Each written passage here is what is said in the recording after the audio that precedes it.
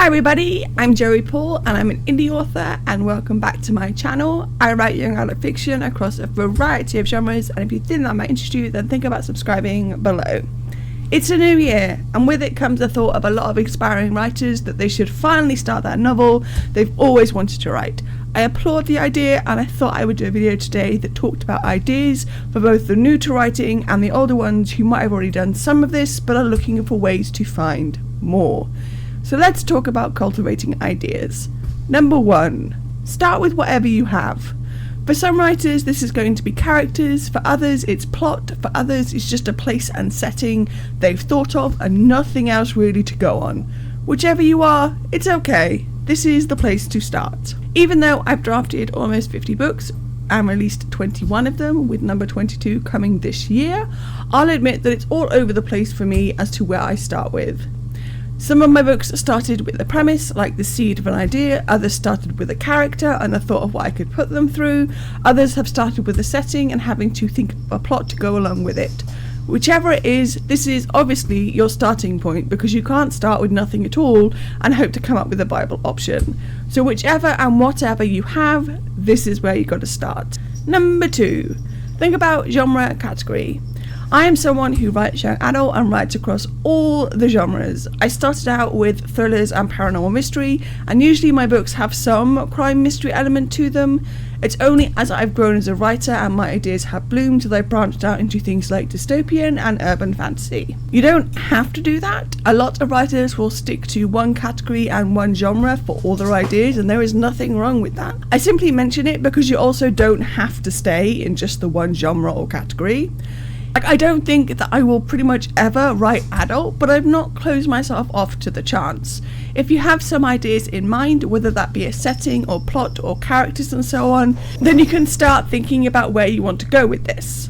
Do you think the idea will fit into young adult or middle grade? Or are you wanting to be sure it's adult?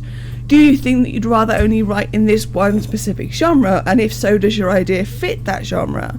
Do you want to branch out into something new? Do you have an idea that will fit a new genre? And so on.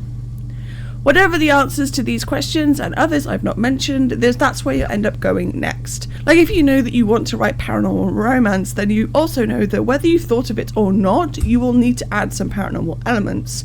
Same with romance. You know that there'll have to be a happy ever after, or at least a happy for now. It's really good to think about all of this and keep working the idea. One last thing I'll say though is that even if you can't think of where this idea fits, that doesn't mean it's not viable. Sometimes I start writing and I find that while I thought I was writing paranormal mystery, I ended up with urban fantasy, and that's okay and not at all that uncommon. So don't try to fit yourself into that hole a bit too roughly, it's not written in stone. Number 3, ask yourself, or your characters, all the questions. I do this for most of my planning, which I'll cover in a moment. I would ask myself questions like the ones I just talked about, but I'll also be questioning my characters. I want to know their likes, their dislikes, their wants, their needs. If they have any secrets, I want to know them all. This is a stage that takes as long as you want it to. Sometimes I get my answers quickly, other times it drags out.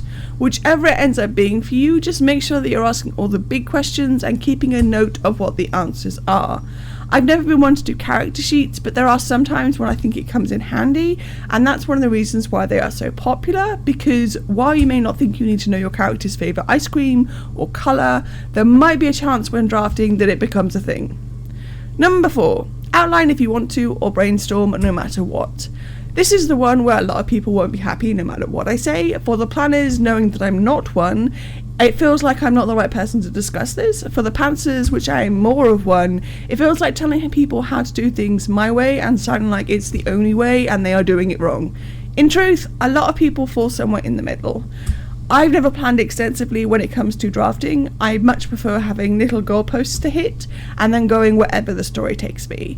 But my way is not the only way, and you have to do what works for you. If you're someone who knows that you'll do better with the detailed outline, then go for it.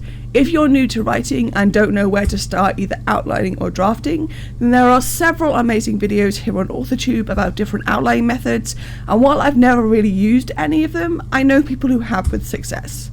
My point isn't to make a divide between us and them, but to point out that no matter which way you fall on that spectrum, you've got to do what works for you, and that's valid.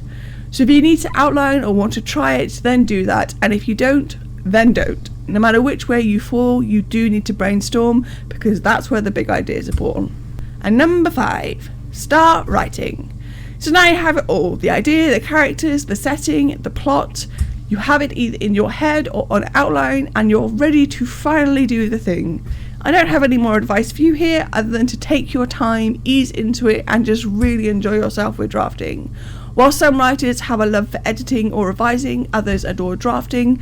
I'm one of the latter, and it's something that I seriously look forward to. So whichever you are, enjoy it and go create your story. So there we go, those are my thoughts on cultivating ideas, about finding new ones, about getting to know your characters, and all the rest. As I've said, it's something that is very individual, whether or not you go into planning, whether you go to pantsing, whether or not you start with the characters or the plot or whatever. It's all very individual, and whichever way you choose to do it, you're not doing it wrong. It's pretty much impossible to write a book wrong. So how do you go about cultivating ideas? Let me know in the comments down below. So that's all I got time for today. If you want to support my channel, you can comment, like, or subscribe. I post new videos on Thursdays. You can find me all over social media, and my books are available everywhere, and you can also sign up for my newsletter. And don't forget to pick up Invisible, which is the first in a young adult dystopian quartet. All the links for which are listed below. Thanks for watching, and remember to keep writing. Bye.